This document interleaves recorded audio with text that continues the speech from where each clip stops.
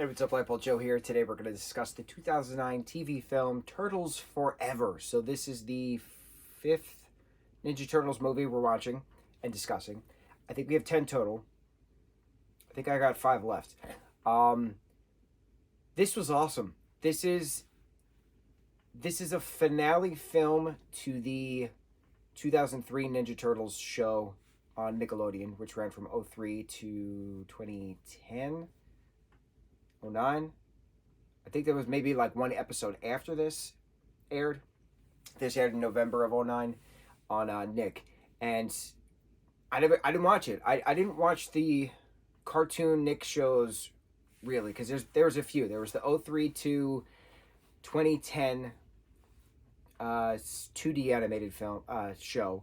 Then there was the 2012 to 2017 CGI show. Then there was a 2018 to 2020 2D animated show.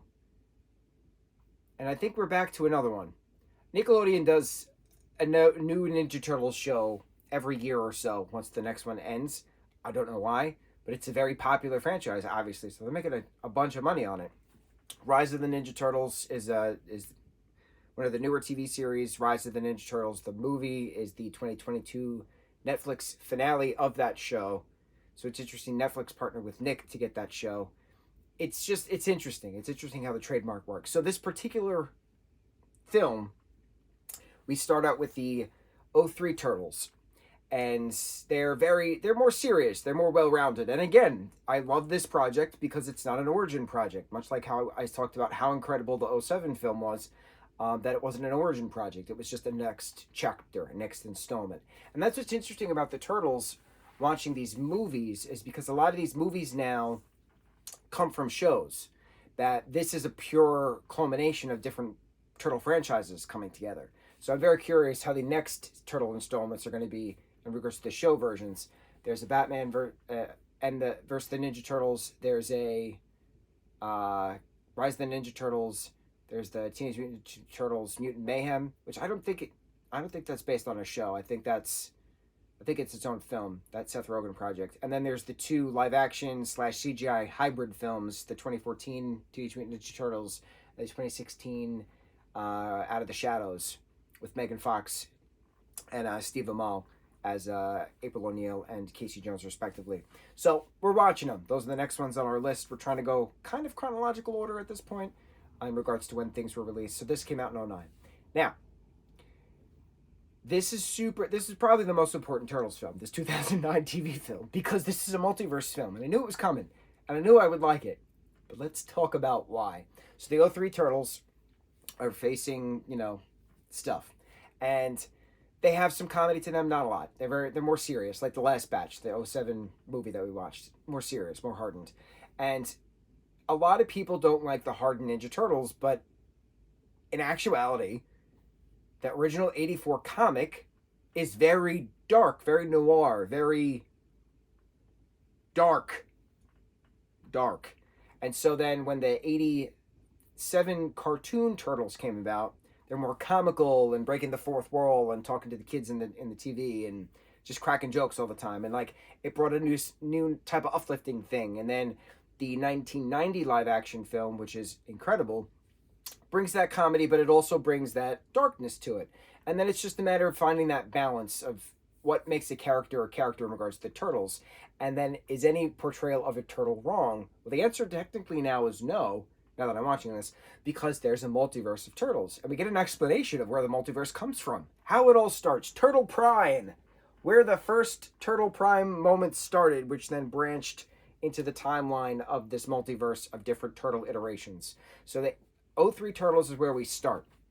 Somehow, the 87 Turtles come to the 03 universe, and there's like, why are there 8 turtles running around Manhattan? And like, what's the thing? There's the differences between them all. There's the difference, obviously, within tech and slang, and the 87 Turtles are walking around freely by themselves. The 03 Turtles are still hiding in the shadows, like stuff. So, Mako's the voice actor of Splinter in the 07 film. Splinter, there we go. And this is trying to figure things out. April and Casey are doing their things. Everybody's trying to figure things out. But why is this Splinter... Why is the Krang? Why is the Bebop and Rocksteady? Why is the Splinter of 87 now in the '03 universe? Doesn't make sense. So in the midst of the Splinter's Technodome in 87 Turtles universe, coming to the '03 universe because of course interdimensional travel, inadvertent interdimensional travel after an explosion, it's now a matter of trying to figure out how to get microed interdimensional travel channeled into a device. That way they can now multiverse hop. So the two Donatellos create a multiverse thing in regards to a flashlight. Do I have a flashlight nearby? I have a tiny flashlight nearby, but they have a big flashlight, and they click it, and then the dimension pops out, and then they click it, and it comes back out. So it's cute. So then they're getting to the 87 Turtle universe to get some tech to go back to the '03 universe to try to fight this Technodrome that the '03 Splinter, who has been resurrected by the '87 Splinter, not Splinter, Shredder, is now trying to take over the multiverse.